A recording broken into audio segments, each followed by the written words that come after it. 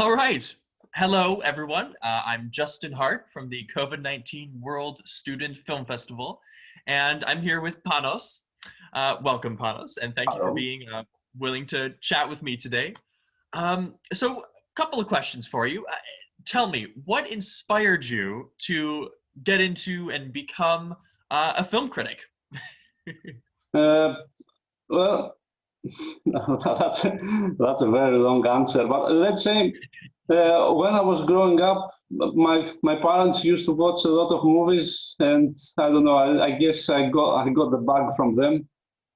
But bad time to say things about bugs and stuff. Okay, let's forget about that. So I was a film buff since I don't know 4 years old. I couldn't stop watching movies, and it stuck with me since then. I never stopped. I used to go to like the cinema to the theater like 2-3 times a week and rent as many VHS from the video store I could. And I never stopped actually.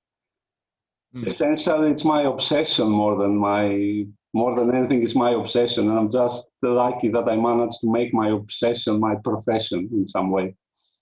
Yeah, yeah, that's a lot of screen time. Have you purchased blue light glasses? I've been considering getting some during the pandemic. A lot of screen time, but 3 times a week, I love it. Okay, so what do you enjoy most about being a film critic? You know, Passing judgment to other people, of course. Okay, I'm just kidding here.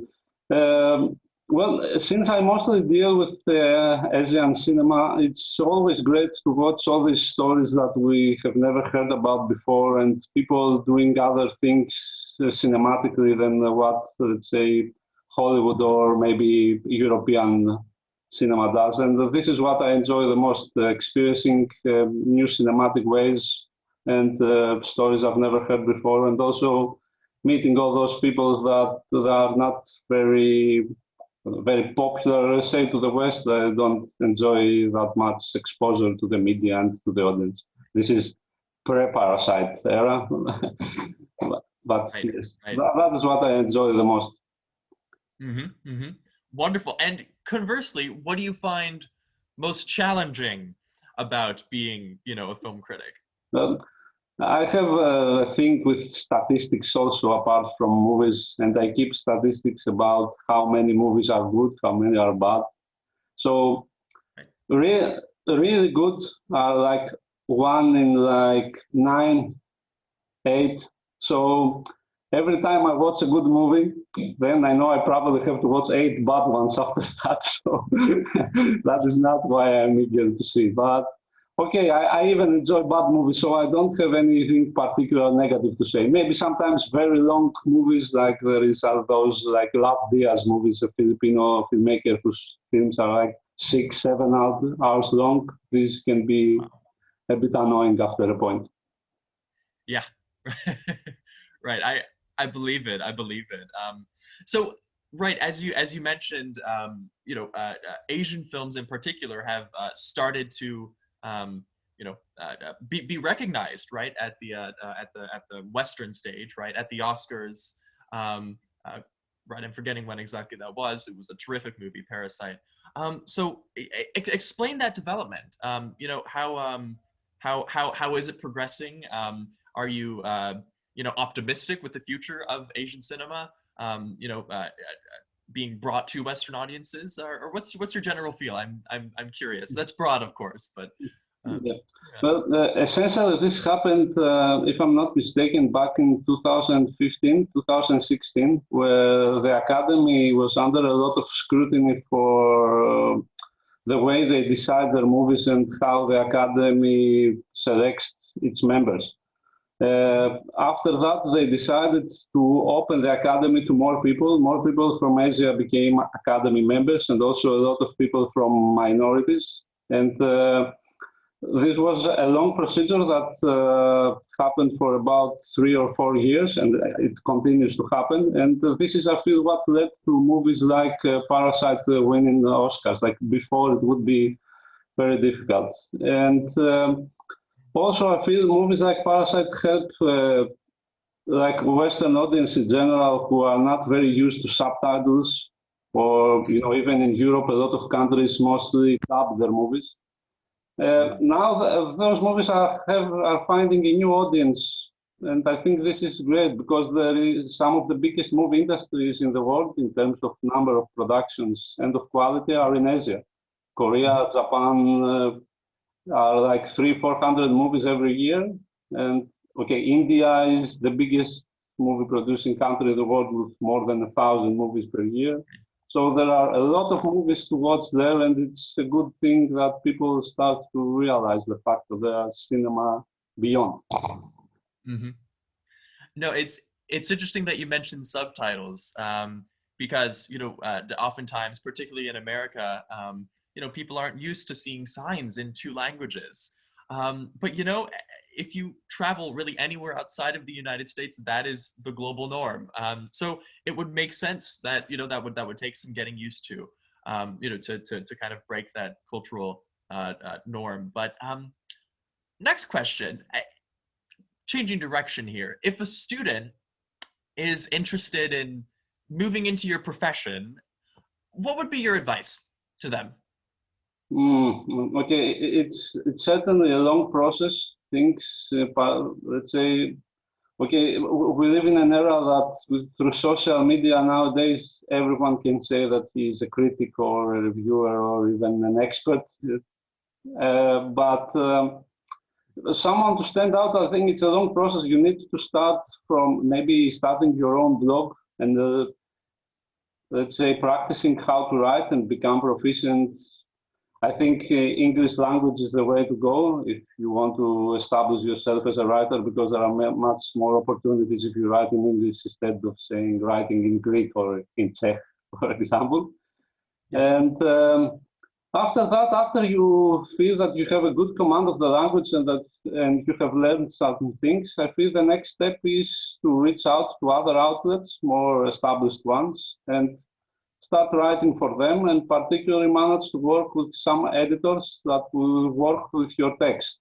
This will improve you further and also give you some opportunities, let's say, to get accreditations to attend festivals or press screenings, and will also allow you to meet people from the industry and have interviews with directors, filmmakers, and essentially get more inside the profession. Well, after that, this will be, let's say, 4 or 5 years, probably, of probably no pay at all. Yeah, right. Then, if you have built a good enough portfolio, then you can go and apply, let's say, for bigger websites or public or printed media that can pay you at least some. And another way is also to start working more extensively on your own blog with bringing in more writers, which you will not pay also in the beginning, but you will have your example and you can say, I haven't get anything for 4 years, so this is what's happened, what's happening. And then, okay, I feel like after 5 or 6 years, if you write a lot, like crazy wise, you will be at a point where you can say you have enough experience, knowledge of your subject, command of writing in English, and enough connections to start making money gradually.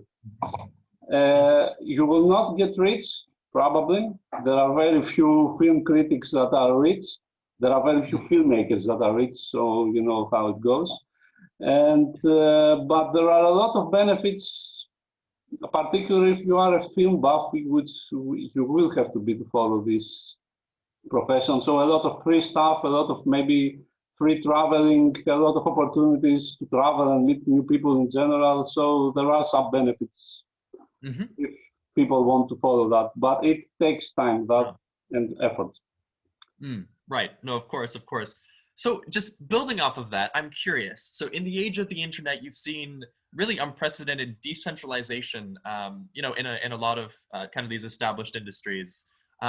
So have you seen something similar with film critics? I mean, historically, you go to the New York Times or, the New Yorker or the Wall Street Journal to read their reviews.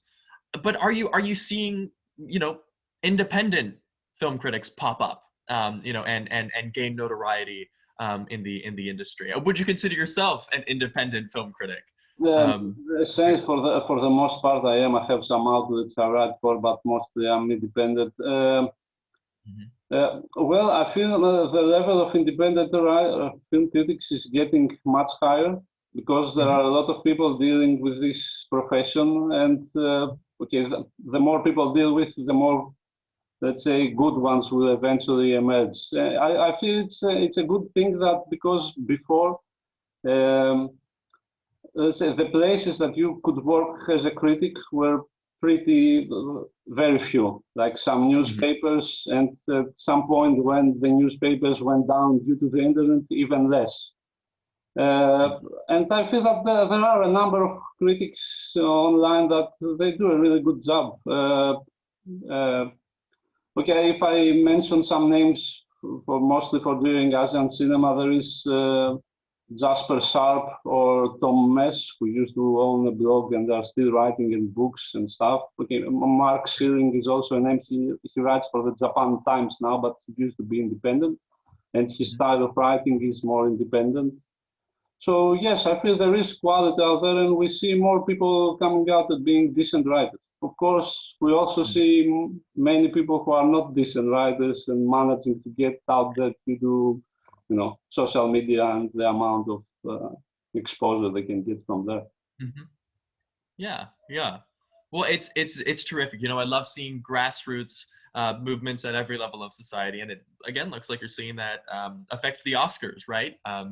As you previously mentioned, you know, to increase their diversity, which is wonderful. And you know, that's kind of a grassroots movement. So, well, Panos, thank you so much for taking the time to, you know, be a judge, and for of course sitting down and having this short interview with me. It's greatly appreciated, and I look forward to hearing your feedback on some of the films.